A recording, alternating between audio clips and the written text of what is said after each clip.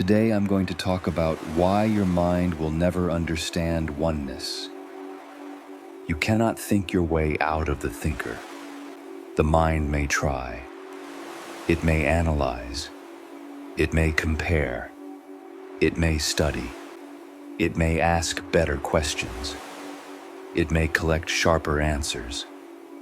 But the thinker cannot be escaped by thought. That is like a knife trying to cut itself, or an eye trying to look at itself, or a wave trying to find water. It is hopeless, and it is not a problem. The mind is not wrong. The mind is useful. It can read a map, cook a meal, build a house, answer an email, remember a name, buy a train ticket. In daily life, the mind is a wonderful instrument. It divides, it names, it compares, it organizes, it measures, it solves. Without it, ordinary life would become difficult. But the very thing that makes the mind useful in the world makes it useless for finding oneness. The mind works by division. It makes two, subject and object, here and there, before and after, me and you, seeker and sought, problem and solution. This is its function. It is a perfect knife. It cuts the whole into pieces. Then it gives names to the pieces. Then it tries to understand how the pieces fit together. This is excellent for fixing a bicycle. It is not excellent for realizing oneness. Oneness cannot be divided. That is the difficulty. The mind approaches oneness and immediately turns it into something, a concept, an idea, an experience, a state, a goal. Then it says, how do I reach that? And now there are two again, me here, oneness there. The search has begun. The mind asks, what is being? Then it waits for an answer. But every answer becomes another object in the mind, another sentence, another belief, another little treasure to carry. The mind says, now I understand. But what has been understood? Only words, only concepts, only ink marks on paper, only sounds in the head. Being is not reached through understanding. Being is what is present before understanding appears. This can feel frustrating, especially for the spiritual mind. The spiritual mind wants the final explanation, the final insight, the final sentence, the secret key. It says, if I can only understand this completely, I will be free. But freedom is not hidden inside a perfect thought. A thought may point. A sentence may soften the search. A metaphor may make the mind quiet for a moment. But no thought contains oneness, just as no wave contains the ocean. The wave is the ocean. The mind may say, but I must understand this. No, you do not need to understand it. In fact, what you are cannot be understood by the mind, because what you are is not an object. The mind can understand objects, a chair, a body, a memory, a feeling, a teaching, a method. But what you are is not another object appearing in experience. What you are is the open appearing of experience itself. How could the mind grasp that? Try to hold space in your hand. You can close your fist.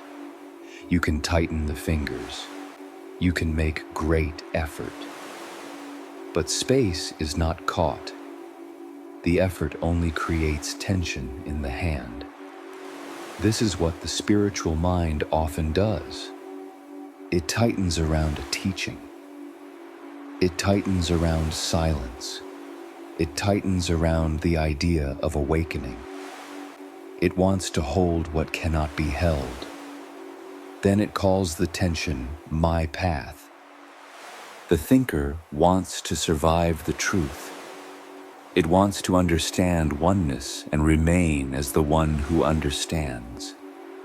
It wants to arrive and remain as the one who arrived. It wants to become free and remain as the one who is free. But that is not freedom. That is ownership. My realization, my clarity, my awakening, my peace. The little me has simply put on spiritual clothes. There is nothing wrong with spiritual concepts. They may appear, they may be beautiful, they may be helpful, they may bring the mind close to silence. But eventually, every concept is seen as a concept. Even the concept of oneness, even the concept of liberation, even the concept of no self, even the concept of enlightenment. They are like signs on the road, useful perhaps, but not the destination. And here, even the word destination is already too much, because there is nowhere to go. The mind may ask, then should I stop thinking? No. Thinking happens, just as breathing happens, just as hearing happens, just as weather happens. There is no need to stop thought. The wish to stop thought is itself another thought. The mind trying to silence the mind is still the mind. The thinker trying to end the thinker is still the thinker. There is no problem in this. It is simply the movement of the little me. Thoughts are not the obstacle. Thoughts are empty. They arise. They disappear. A thought says, I am not free. Another thought says, I must become free. Another thought says, I understand non-duality. Another thought says, I have lost it. All of them come and go. What remains? Do not answer with the mind. Just notice. Thoughts come, thoughts go. Sounds come, sounds go.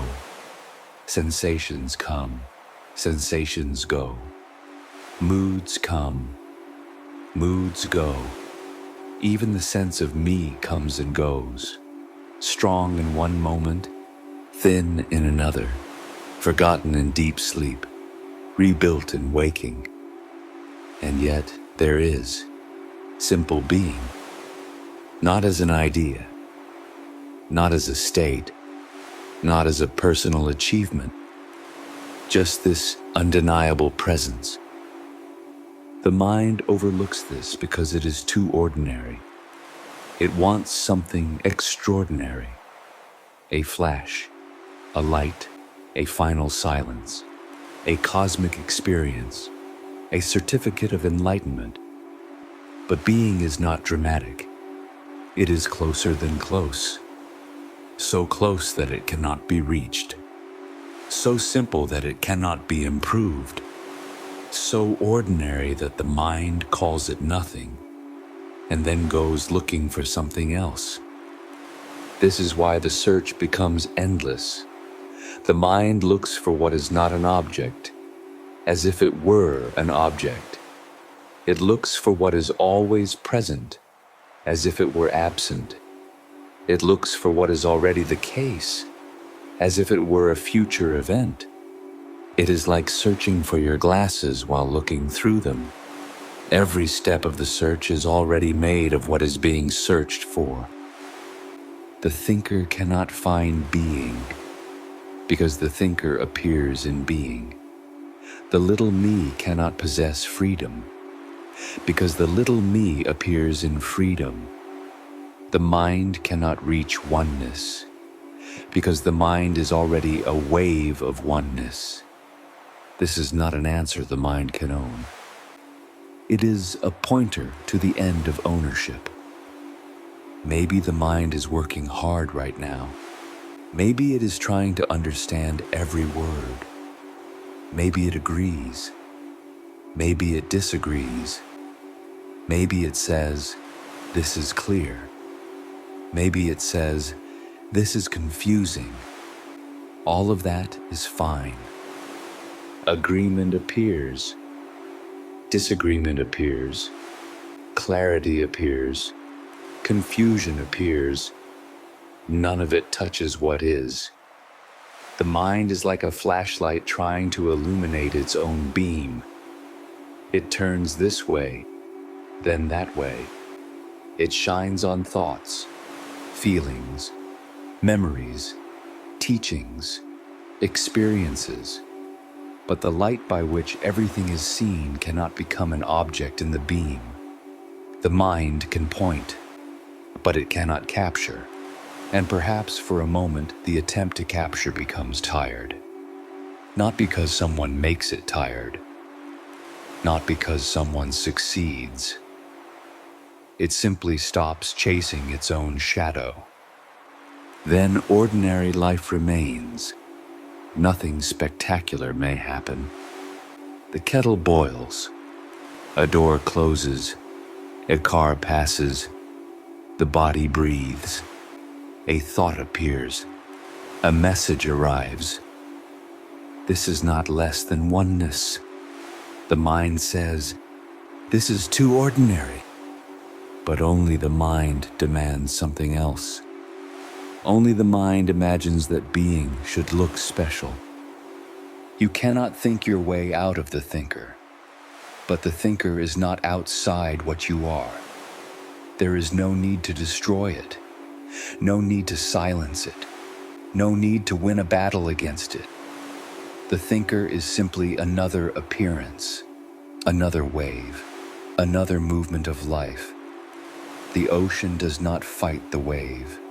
The sky does not fight the cloud. Being does not fight the thought. So let thinking happen. Let understanding happen. Let not understanding happen. Let questions happen. Let answers happen. All of it is included. Nothing needs to be added. Nothing needs to be removed.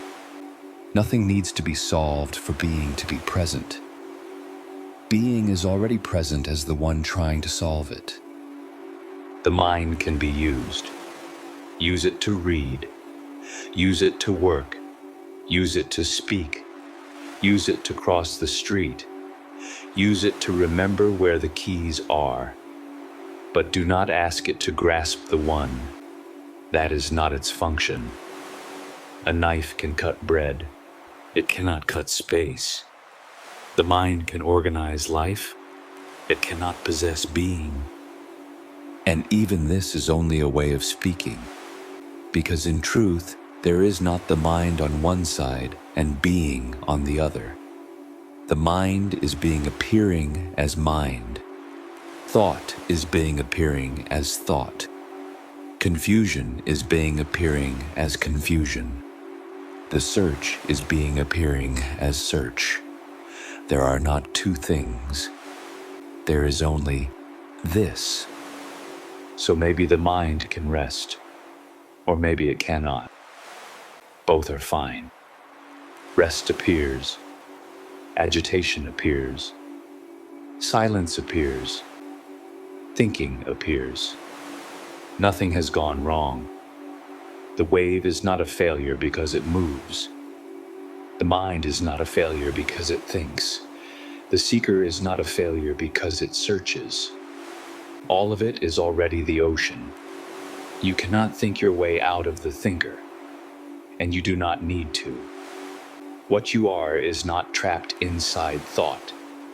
What you are is not waiting for thought to stop. What you are is not hidden behind a better understanding. What you are is already here, as this, before the next thought, during the next thought, after the next thought, always. If this spoke to something quiet in you, stay here for another talk and like and subscribe to the channel. Not to get closer, not to become complete, only because this too is life appearing as it does. Thank you for listening.